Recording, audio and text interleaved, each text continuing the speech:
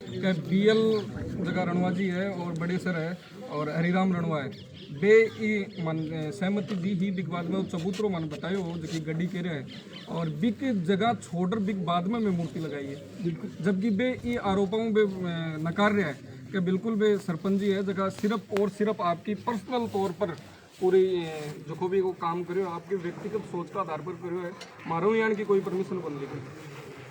सर्वप्रथम आप सबका सामी की इस धरा पे स्वागत है। और आज जो ये कॉन्फ्रेंस की गई है, ये कॉन्फ्रेंस तेजा सेना के बैनर तले की गई है। मुझे तो बड़ा अचंभा हुआ ये आज सारी चीज़ें देख के और सुन के कि मेरे जो अभिभावक हैं, जो पार्टी में मेरे बड़े हैं, चाहे वो हरिराम जी हैं, चाहे मेरे गुरु जी हैं श्री आदरणीय हरिराम जी और अपने बीएल रणवा जी साहब, आप दोनों मेरे लिए आदरणीय हैं, मेरे अभिभावक हैं इस क्षेत्र में। आपको एक बैनर की आवश्यकता पड़ रही है, तेजा सेना के बैनर की। मुझे बड़ी हैरानी हुई इस चीज़ की, क्योंकि आप मेरे बड़े हैं, आप चाहते तो मेरे पास यहाँ घर पे आके या मुझे अपने घर पे बुला के एक समझौते की बात कर सकते थे कि इसको इस तरीके से डाइल्यूट करके इस मैटर को ख़त्म किया जाए। लेकिन तेजा सेना का बैनर उन्हें लेना पड़ा। ये मेरे लिए बड़ी अफसोसजनक बात है, क्योंकि मेरे पास भी समाज के बड़े बड़े संगठनों के फ़ोन आ रहे हैं, कई सेनाएं हैं, कई संघ हैं, कई संगठन हैं, लेकिन मैंने सबको मना किया कि ये हमारे गांव का व्यक्तिगत मामला है, हम इसे बैठ के स्वयं सुलझा लेंगे। लेकिन आज किसी संगठन के बैनर तले मेरे बड़े अभिभावक को बैठना पड़ा, ये मेरे लिए थोड़ी सी कमजोरी वाली मुझे उनके लिए बात दिखी।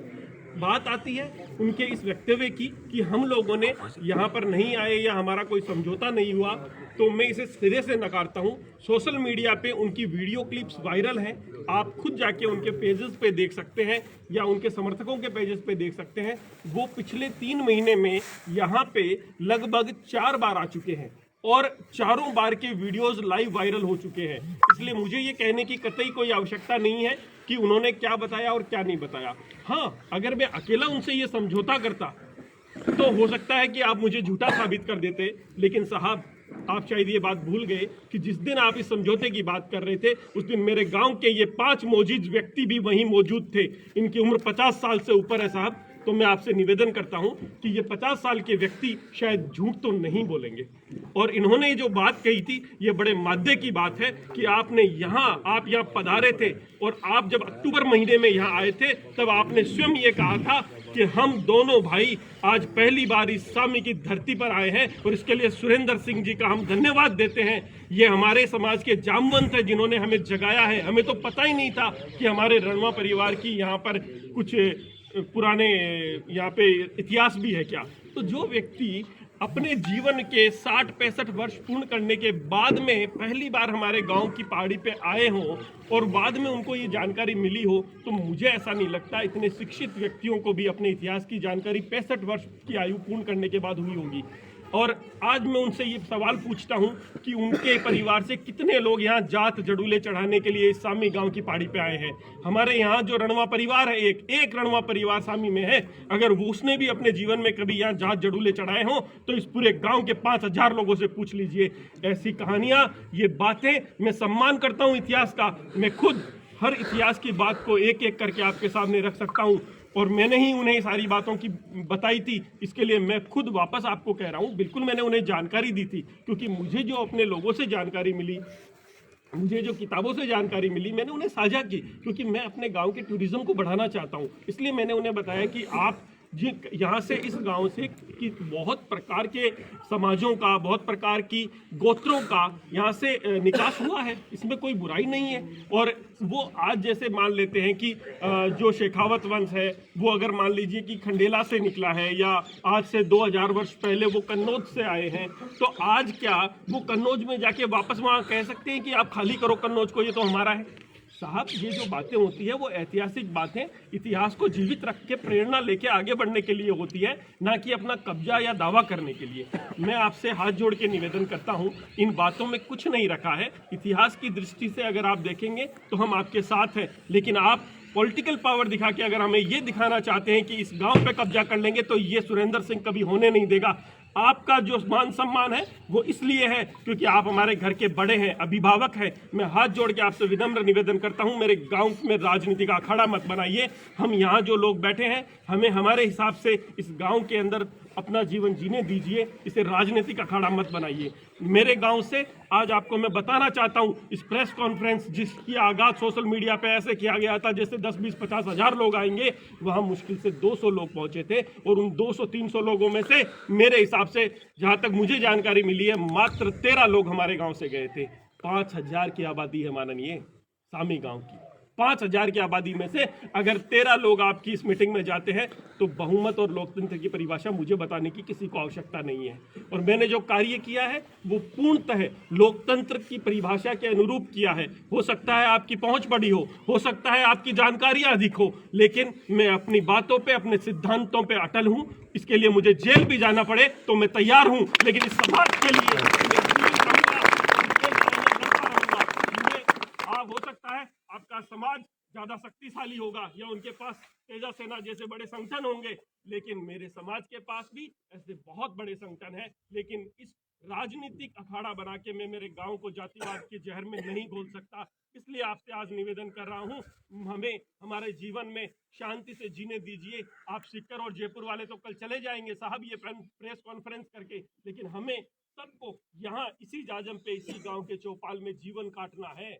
आप चले जाएंगे लेकिन आपकी ये बातें हमारे दिलों में टीस बनकर रह जाएगी। आज मैं मेरे गांव का हरिजन परिवार, मेघवाल परिवार, मेरे गांव का सुनार, लोहार, सुतार परिवार आज एक जाजम पे, एक चौक में बैठ के एक साथ हथाई करते हैं साहब। लेकिन आपकी ये फैलाई हुई द्वेषता हम सबको अलग अलग घेरों में बांट रही है। हमें गुटों में बांटिए मत, हम अपनी जगह सही है। आपकी पार्टियां आपको मुबारक हो, हमें राजनीति से दूर रखिए और हमारे गांव में हमें आराम से जीने दीजिए। आपकी जो सारी बातें हैं, आप एक प्रेस कॉन्फ्रेंस में ये कहते हैं कि वो मूर्ति को उतार लिया जाए और उसे अन्य जगह पे रख दिया जाए, तो साहब ऐसी गलती कर मत देना। इस मूर्ति को हाथ लगाने से पहले 100 बार सोच लेना, क्योंकि ये मूर्ति सुरेंद्र सिंह ने नहीं लगाई है, छाती ठोक के कह रहा हूँ, समाज ने लगाई है। समाज जवाब देगा। सुरेंद्र सिंह हो सकता है अकेला हो, लेकिन समाज की ताकत अकेली नहीं है। बहुत बड़ा इस राजस्थान का, इस हिंदुस्तान का समाज इस मूर्ति के पीछे खड़ा है। और आप जिस तरह का वक्तव्य देके वहां से गए हैं, सफाई देना आसान है साहब, काम करना बहुत मुश्किल है। ये जमीन पार्क के रूप में कटाई गई थी, इस बात का आप भी समर्थन करते हैं, मैं भी समर्थन करता हूं। तो मैंने जो कार्य किया है वो पार्क कटाने का कार्य किया है। अब उसके अंदर अगर 400 साल पुराना कोई शेखा जी का देवरा है तो उस देवरे पे मूर्ति लगाना समाज की जिम्मेदारी थी और समाज ने लगाई है। हमने इस मूर्ति को अकेला, कोई सुरेंद्र सिंह की मूर्ति नहीं है, इस धोद के एक एक घर से 100 रुपए का चंदा लेके लगाई गई चीज है। और इस धोद के एक एक घर को जवाब देना पड़ेगा इन्हें आने वाले समय में। इन नेताओं को जो आज ये प्रेस कॉन्फ्रेंस कर रहे हैं, अगर मूर्ति पे आंच आई तो इसका जवाब जनता देगी आने वाले समय में। आपको इसके लिए एक एक व्यक्ति को जीवित तरीके से इस राजनीति में हासिल जो करना है वो ढंग से कीजिए साहब, भड़काइए मत। और मुझे तो बड़ी हैरानी हुई, आप जिस तेजा मंदिर में बैठ के ये प्रेस कॉन्फ्रेंस कर रहे थे साहब, वो किसी एक समाज की राजनीति का अड्डा नहीं है, वो हमारे आस्था का केंद्र है। आप वहां बैठ के जाट समाज आज राजपूत समाज के विरुद्ध एक सभा करता है, शर्म आनी चाहिए। उस मंदिर की कमेटी को शर्म आनी चाहिए। आज अगर कोई समाज अलग अलग बट के अलग अलग जातियों के हिसाब से मंदिरों में रहने लग गया तो ये हमारी आस्था और हमारा सनातन खत्म हो जाएगा साहब। इस तरह की गलतियां मत कीजिए। ये तेजा मंदिर ये किसी किसी जाति का नहीं है, हम सब का है, हम सब की आस्था का केंद्र है। हम सब का उसमें दो पैसा जो भी लगा है हम सब की आस्था से लगा है। आज आप वहां उसे राजनीतिक अड्डा बना के अपनी रोटियां सेकना चाहते हैं। विभिन्न सेनाओं के अध्यक्ष वहां आके प्रेस कॉन्फ्रेंस करते हैं और किसको बिठाते हैं उस प्रेस कॉन्फ्रेंस में साहब? आपने जोध्यासी के सरपंच साहब को बिठाया है वहां पे, जिन्होंने राजनीतिक अड्डा बना दिया उस जोध्यासी को, आज उसको छावनी बना दिया था, जिन्होंने आधी रात को मूर्ति लगाकर जो तय किया था आपके समाज के सिद्धांतों को, वो आप स्वयं जानते हैं। आप कम से कम उन्हें तो वहां ना बुलाते साहब, ताकि आपका एक अच्छा मैसेज जाता। मैंने तो यहाँ किसी को बाहर से नहीं बुलाया, हम 5 व्यक्ति वही बैठे हैं जिनके सामने आपने बंद कमरे के अंदर मीटिंग की थी। और खुले दिल से कहता हूँ आपका फिर से स्वागत है। हमारी अगर कोई गलती रही है तो हम आपके सामने तैयार खड़े हैं। आप अपनी गलती सुधार कर हमारे पास आइए, वापस वही 5-5 व्यक्ति बैठेंगे, बात करेंगे। आपका अपना घर है सामी, आप जब चाहे यहाँ पधारिए और बात कीजिए ऐसी जिससे कोई अच्छा निर्णय निकले। हमारे शेखा जी का सम्मान आज इस शेखावाटी में नहीं अपितु विश्व पटल पर बहुत मजबूती से बहुत बड़ा सम्मान है, जिसको किसी तरह की आज ये हिंदुस्तान और राजस्थान नहीं आने देगा। और मैं फिर पूरे दावे से कहता हूँ, आपने तारीख तय करके इतने लोगों को इकट्ठा किया है, मुझे तारीख देने की आवश्यकता नहीं पड़ेगी। और ये शेखावाटी पूरे सम्मान शेखा जी के लिए इस स्वामी गांव में आएगी। और आपकी ये प्रशासन और आपके ये मैदान कम पड़ जाएंगे। लाखों की तादाद में इस स्वामी के अंदर पूरा समाज इकट्ठा होगा और आपको जवाब दे सकता है। मैं सिर्फ इस वास्ते यहाँ चुप बैठा हूँ क्योंकि मुझे अपने गांव में शांति चाहिए, मुझे भाईचारा चाहिए। आप 5 लोगों को, सामी के 5 लोगों को लेके ये तय कर रहे हैं कि हमारे गांव के अंदर इतिहास क्या था। साहब, मेरे गांव में बहुत लोग हैं, 5000 की संख्या है। आप अगर यहाँ के 5000 लोगों को पूछकर मेरे यहाँ साथ बिठा के तय करने को तैयार है तो मैं भी आपके साथ वार्ता करने को तैयार हूँ। आइए एक जाजम पर बैठते हैं, सारे समाजों को एक साथ लेके हम एक साथ निर्णय करने को तैयार हैं। लेकिन राजनीतिक निर्णय मेरे यहाँ मेरे गांव में नहीं चलेंगे साहब। सामाजिक निर्णयों में हम आपके साथ तैयार हैं। आपका बेटा बनकर मैं आपके पैर छूने को तैयार हूं, लेकिन मुझे आग दिखाकर कोई राजनीतिक समझौता करवाना चाहे तो मैं कल भी तैयार नहीं था और आज भी तैयार नहीं हूं। 15 दिन को ज्ञापन की बात करी कि 7 दिन अल्टीमेटम दिया होगा और 7 दिन बाद के महीने के तेजा सेना के पटल के ऊपर बड़ो आयोजन और करियो जालो और लास्ट तक लड़ाई लड़ी जाली जब तक के महाराज शेखा जी की मूर्ति न उतरे। अब बात भी प्रेस कॉन्फ्रेंस के बटे भी टाइम पर 15 दिन निकल जाए चाहे 15 साल निकल जाए, इस मूर्ति की तरफ आंख उठाने वाले हर व्यक्ति को शांति देता हूँ। हिंदुस्तान को जवाब देना भारी पड़ जाएगा, ये ध्यान रखना आप। चाहे वो कोई भी सेना हो या कोई भी संगठन हो, उससे कोई फर्क नहीं पड़ता है। ये हमारा आपसी मामला है, इसे आपसी रहने दीजिए, इसे सियासत का मुद्दा मत बनाइए। जिस दिन ये सियासत का मुद्दा बन गया, संभालना भारी पड़ जाएगा इस प्रशासन को। एक मूर्ति को लेकर के इतना विवाद क्यों बढ़ा है कि आज सामी गांव को छावनी में तब्दील करना पड़ा? सिर्फ राजनीतिक चीजें हैं। आपको पहले भी बहुत जवाब दे दिए हैं मैंने। एक सरपंच और उप सरपंच की लड़ाई को अगर आप जाति का जहर घोलकर जाट राजपूत की लड़ाई बनाना चाहते हैं तो बेवकूफ हैं वो लोग जो इस राजनीतिक लड़ाई को समझ नहीं पा रहे हैं। सब समझ रहे हैं। आज भी उस कार्यक्रम में जितने 200-250 लोग आए थे उसमें एक भी 50 साल से ऊपर का, मेरे हिसाब से 30 से ज्यादा जाट भाई नहीं थे, क्योंकि वो सब समझते हैं कि गांव का ताना बाना, सामाजिक व्यवस्था कैसे मजबूती से बनी हुई है, उसे तोड़ना आसान नहीं है। वहां वही लोग थे जो 25 साल 20 साल के युवा जिसे सिर्फ जिंदाबाद मुर्दाबाद करने के लिए वहां राजनीतिक इस्तेमाल के लिए लाया गया था। लेकिन आज भी मेरा बुजुर्ग, हमारे जाट भाई, हमारे बुजुर्ग काका जी बाबा जी अपनी ढाणियों में सुरक्षित बैठे हैं और आशीर्वाद दे रहे हैं कि हम शेखावाटी के हैं और शेखा जी हमारे हैं। हरिराम जी रणवैया कियो के मारो नाम ले और सामी सरपंच है बाकी मन के मायने कुछ और हो। और पहली बात करी ही के मूर्ति लगावा के खातर के मैं साइड के मायने कोई बात ही जकी और मारो नाम ले बे गुमराह करवा की कोशिश करी और समाज ने बांटवा की कोशिश करी है। दोनों रणवा का परिवार का जगह बीएल रणवा और राम रणवा है ना कि मारो नाम ले समाज के मायने एक अलग भ्रांति पैदा करवा की कोशिश करी है। देखिए साहब, बिना आग के धुआं नहीं उठता है। वो इस हमारे पूरा जो प्रकरण हुआ है ना, इसमें मौजूद थे। एक बतौर रणवा समाज के प्रतिनिधि के तौर पे मौजूद थे। जितनी मीटिंग हुई है, लगभग 6 मीटिंगों में, सब में वो पूर्णतः जिम्मेदार व्यक्ति के रूप में मौजूद थे।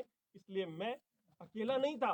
मैं अकेला होता तो आपको फिर कह रहा हूं ये मुझे झूठा साबित कर देते। लेकिन मेरे आदरणीय प्रभु सिंह जी बाबोसा, मेरे आदरणीय हमारे देव सिंह जी, हुकम सिंह जी, सरवण सिंह जी मार साहब, हम सब वहां उस घर में मौजूद थे जहां पे ये सारी मीटिंग्स हुई थी। एक व्यक्ति झूठा साबित हो सकता है, लेकिन मेरे गांव के इतने बुजुर्ग जो प्रतिनिधि मंडल के रूप में वहां गए थे, आप उन्हें झूठा साबित नहीं कर सकते। ये राजपूत समाज को झूठा साबित नहीं कर सकते, सर्व समाज को झूठा साबित नहीं कर सकते। शेखा जी हमारी आस्था का केंद्र है।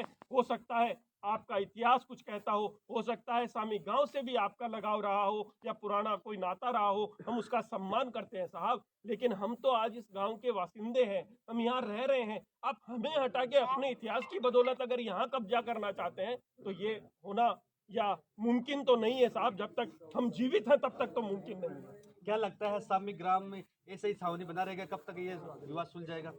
हम सुलझाने को तैयार हैं। मैं हाथ जोड़ के विनती कर रहा हूं कि आप आइए, एक जाजम पर बैठिए, आप मेरे अभिभावक हैं, आप आकर यहाँ विराजे, हम आपका सम्मान करेंगे और आप जो कहना चाहते हैं वो हम पूरा सुनेंगे। लेकिन अगर समाज के खिलाफ होगा या मेरे गांव के खिलाफ होगा या मेरे गांव के भाईचारे के खिलाफ होगा तो बर्दाश्त नहीं किया जाएगा।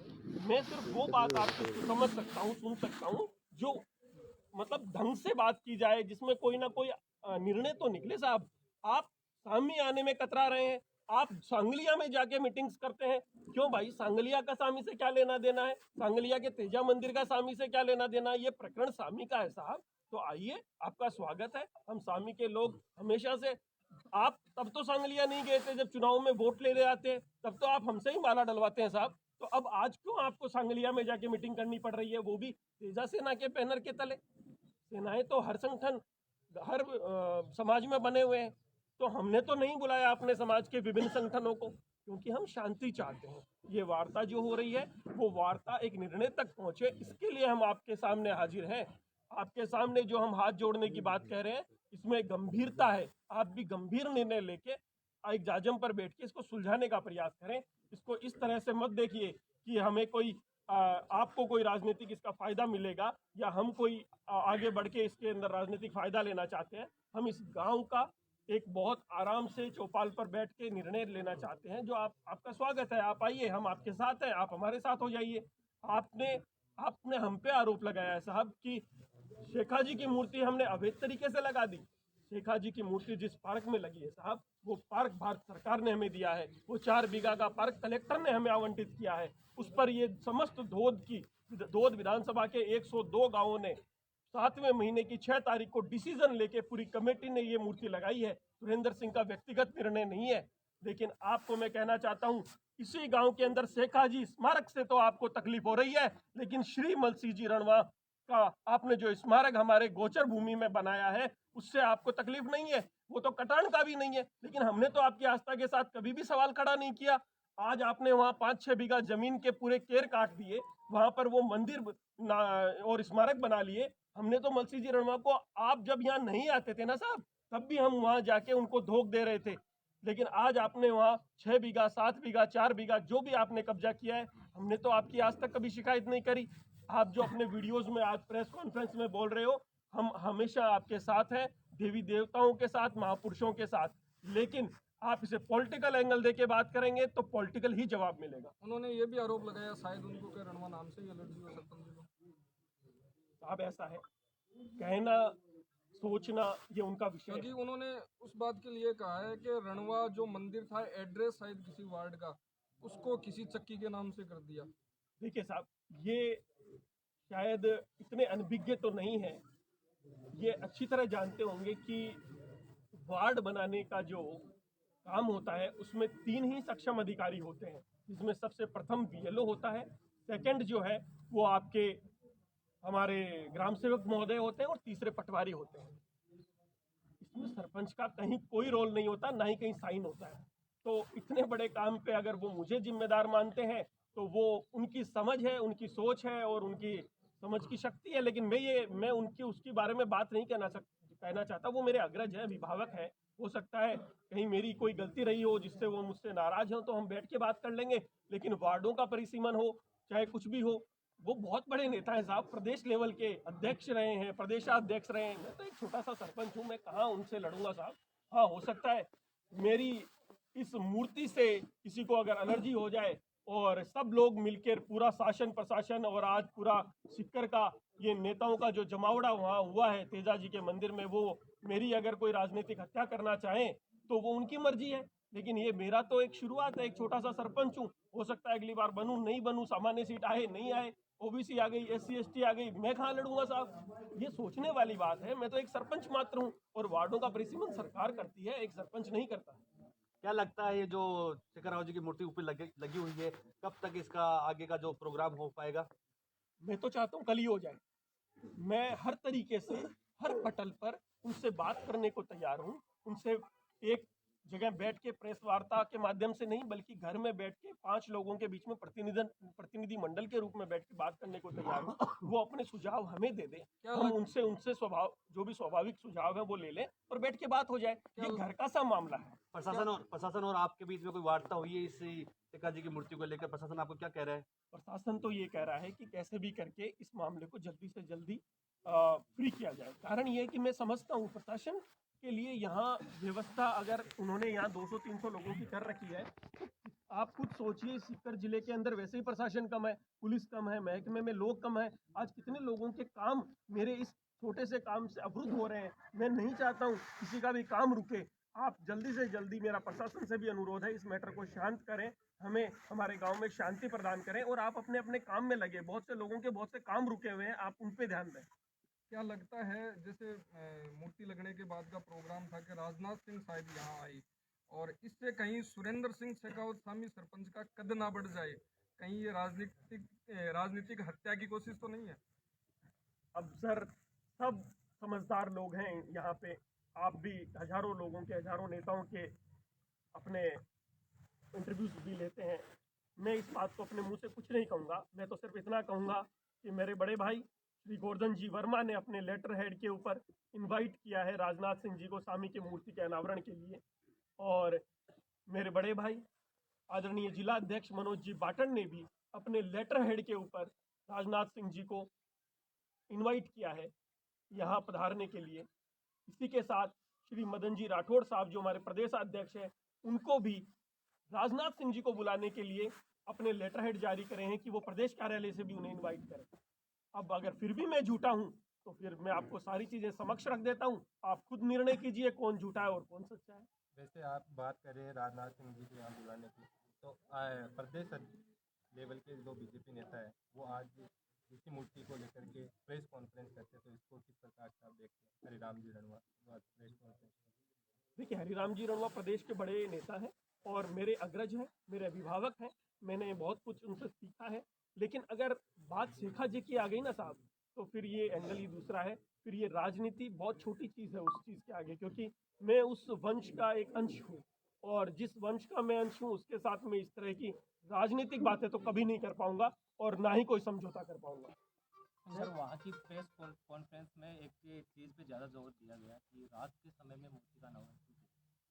मैं पहले भी कह चुका हूँ और पुनः आपसे निवेदन करता हूँ, ना तो रात के समय कोई मूर्ति लगाई गई, ना ही कोई ऐसा बात हुआ। पूरे मंत्रोच्चारण के साथ सुबह 5:15 बजे अमृत काल में ये मूर्ति का स्थापना की गई है और इसका अनावरण भी अमृत काल में शानदार तरीके से किया जाएगा और राष्ट्रीय नेतृत्व के उपस्थिति में किया जाएगा, ये मैं आपसे वादा करता हूँ। उन्होंने कहा कि मूर्ति जब तक नहीं उतरेगी तब तक हम मूर्तियाँ तो कितनी उतरी है वो आप भी जानते हैं, मेरे मुंह से मत कवाइए।